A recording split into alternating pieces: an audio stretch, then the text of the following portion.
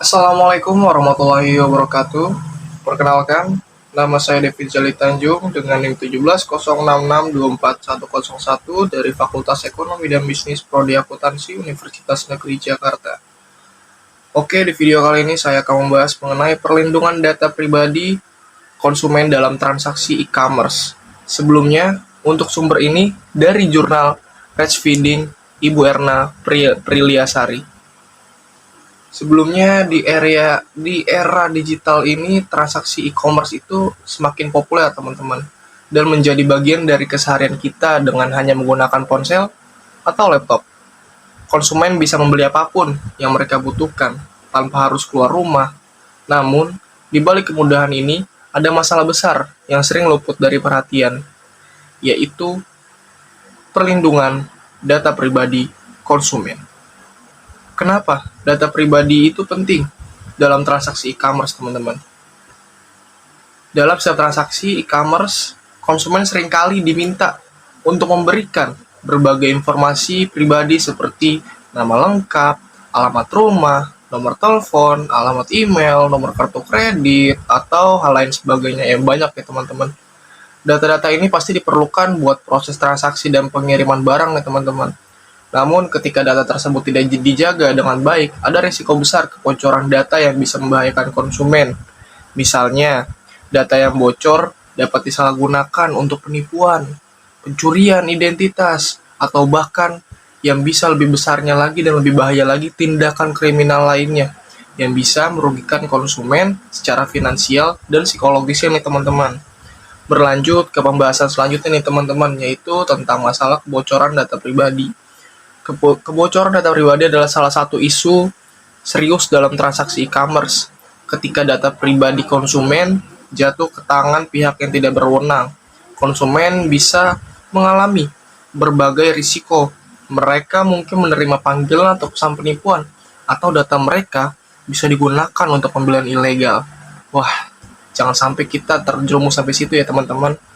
Kebocoran data ini bisa terjadi karena berbagai sebab nih teman-teman, seperti kelalaian dari marketplace-nya yang tidak memiliki sistem keamanan yang memadai nih teman-teman, serangan cyber oleh peretas yang sangat amat handal mencoba mencuri data konsumen, ataupun internal perusahaan yang mungkin menyalahgunakan data konsumen untuk keuntungan pribadi.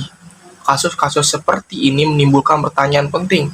Seberapa terlindungikah data pribadi konsumen dalam transaksi e-commerce? Dan siapa yang bertanggung jawab jika terjadi kebocoran?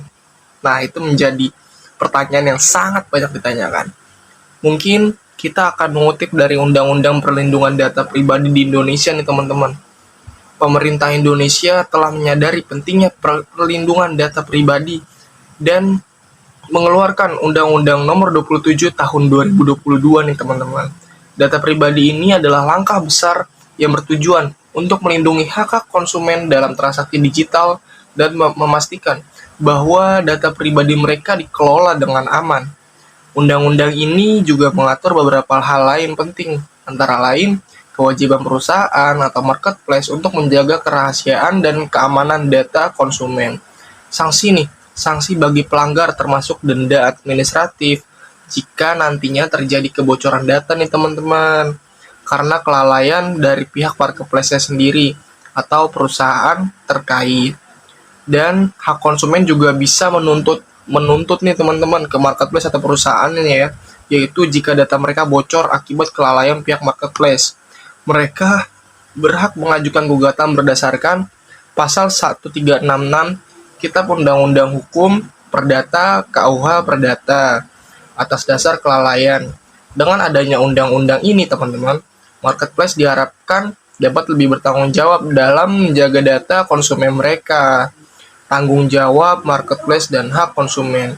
Marketplace atau penyedia platform e-commerce memiliki kewajiban untuk memastikan keamanan data pribadi konsumen yang mereka kelola.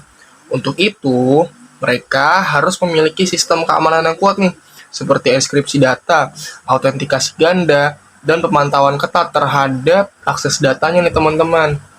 Namun, jika kebocoran tetap terjadi karena kelalaian pihak marketplace, undang-undang ini memberikan hak kepada konsumen Untuk menuntut ganti rugi, marketplace dapat dikenakan sanksi administratif nih teman-teman sesuai aturan yang berlaku, seperti denda finansial, pembatasan akses ke layanan publik, ataupun pencabutan izin jika pelanggaran tersebut parah dan berulang kali terjadi.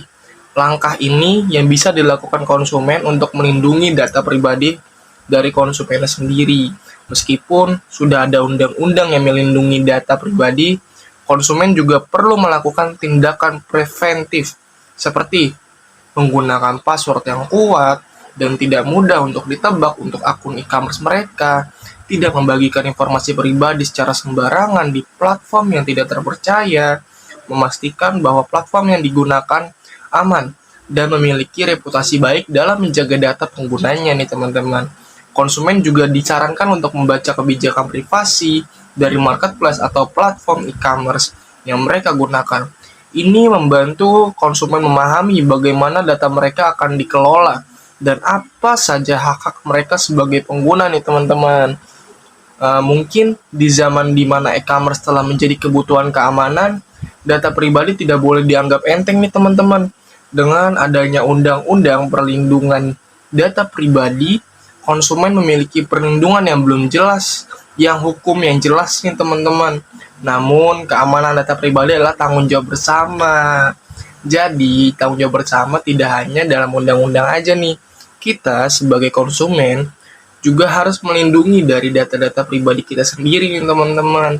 Jadi, untuk teman-teman harus selalu berhati-hati dalam membagikan data teman-teman dengan kerjasama dari semua pihak, dan diharapkan transaksi e-commerce di Indonesia bisa berkembang dengan aman dan nyaman bagi semua yang ada di Indonesia maupun di luar Indonesia. Mungkin ini sumbernya, saya tekankan kembali, sumber ini dari jurnal Rechfinding Ibu Erna Priliasari. Terima kasih atas perhatiannya, kurang lebihnya mohon maaf. Wassalamualaikum warahmatullahi wabarakatuh. Terima kasih.